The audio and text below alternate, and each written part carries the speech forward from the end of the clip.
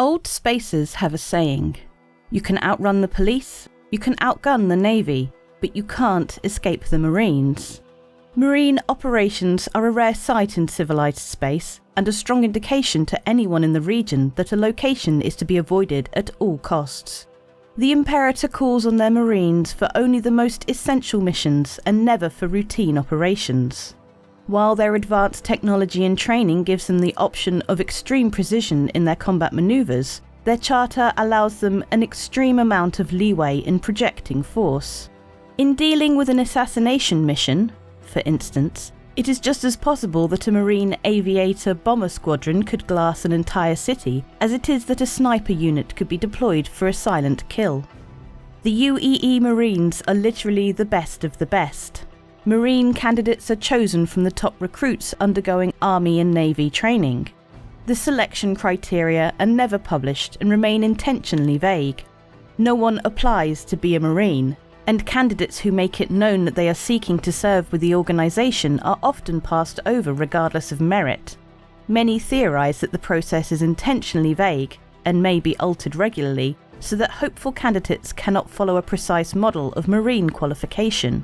Although the vast majority of Marine trainees are selected from exceptional recruits during the boot camp process, it is not unheard of for outstanding soldiers and spacemen to be inducted into the Corps after distinguishing themselves in action. In addition to initial Army or Navy boot camp, Marine candidates must undergo 6 Hell Months at Marine Base Corin prior to being considered for induction. The Marines began life as the Advanced Special Operations Unit of the UPE Army, an elite corps charged with undertaking particularly difficult or unorthodox missions. ASO teams comprised the Army's top soldiers and were provided millions of credits of advanced training with a focus in spatial combat, including zero and high-gravity fighting. ASO units racked up a string of celebrated victories during mankind's expansion into the stars. During wartime, however, this changed. With the onslaught of the Tavaran, the Division Strength ASO found itself playing a support role more often than not. Used by Army field commanders as a source of reinforcements in ordinary operations, rather than as a special operations group, the organisation's training went to waste. A noteworthy 2558 quantum obelisk computer analysis of infantry actions during the conflict resulted in a flurry of changes to organisation and tactics, chief among them the need to disassociate the ASO from the Army's command hierarchy. The ASO was reorganised into the core of a third spatial service. From this point on, the Marines would act fully independently of the Army. A number of smaller Navy organisations, including the Space Combat Team and the Naval Future Weapons Office, were rolled into the newly christened UPE Marines. With the advent of the Second Tavaran War in 2603, the wisdom of this policy was proven time and again. Marine units bested Korathal's forces every single time they were present for an engagement.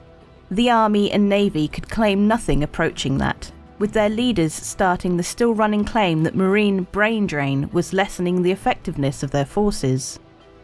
UEE Marine Operations Headquarters is located on Corin, a dwarf planet in the militarised Killian system. The site was chosen as much for its desolation as its proximity to a major naval base. The planet's harsh environment is the ideal training environment for Marines. Located outside the system's green zone, Corin boasts massive tundra plains, jagged rock caverns, and little else. The majority of the command base is located underground, with boot camp and war games taking place on icy vistas and within natural ice trenches. The planet is protected by at least one Marine crewed Bengal carrier at all times, and landing there is absolutely forbidden. The Orbital Guard forces have a standing weapons-free order, allowing them to engage and destroy anyone approaching Corin airspace. Unlike other UEE forces, Marines do not deploy indiscriminately. A Marine is either stationed on Corin for training, or he is actively engaged in a combat operation. Marines do not protect convoys, interdict pirates, or garrison jump points. They invade planets, strike back at the Vandal, and personally protect the Imperator. The most famed specialty of the Marines is space-to-surface landing operations. Marine shock troopers can drop from the sky in specially constructed individual rocket pods, known as nails. Featuring the same internal dampeners as a Hornet, a nail can deliver a trooper from the dropship to a specifically targeted location on a planet's surface within 90 seconds. In addition to their landing forces, the Marines operate an elite aviation arm. Marine air units typically feature more rugged variants of existing spacecraft that can be flown from rough terrain or aboard fast-responding escort carriers. Marine forces do not fly off of Navy capital ships. Instead, they operate and crew their own warships. Per their charter, the force does not operate its own full-scale dry docks or repair facilities. Marine spacecraft receive priority treatment at all military yards. Although all Marines consider themselves the Imperator's own, one detachment in particular has special claim to this title. The 1st Marine Combat Battalion is the best of the best unit charged with guarding the Imperator. Only the top Marine troopers are ever considered for assignment to the 1st, and very few of those considered are even selected for a 1-year term. Fewer still earn permanent assignment to the ranks. Members of the 1st wear purple highlighted space armour when on display and are expected to protect the Imperator at all costs. Every Marine trooper is an efficient killing machine and has been trained in a variety of special warfare styles. The Force encourages the development of both jack-of-all-trades fighters and extremely specialised experts. The average Marine is likely an expert marksman, a world-class athlete, a tactical genius, and more. Uniform bands coloured outside the visible spectrum, but easily identifiable by the advanced HUDs used in Marine combat armour, denote further specialties, ranging from antimatter munitions operator to xenolinguistics support.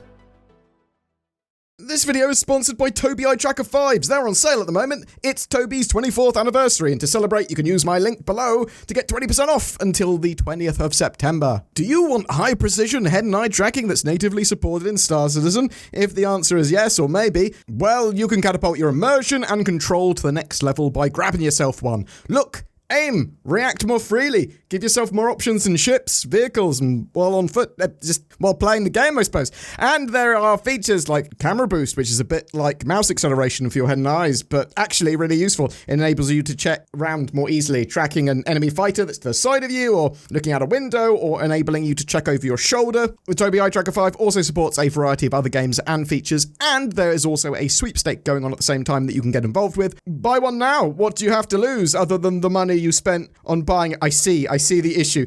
You'll probably like it. Links below. You should get yourself some NordVPN. You can go to nordvpn.com/BoredGamer or use the links down below. If you want a VPN to help you with accessibility, security, and or privacy on the internet, then NordVPN has got all of that. And it's on a huge discount if you use my links. Oh, click those links.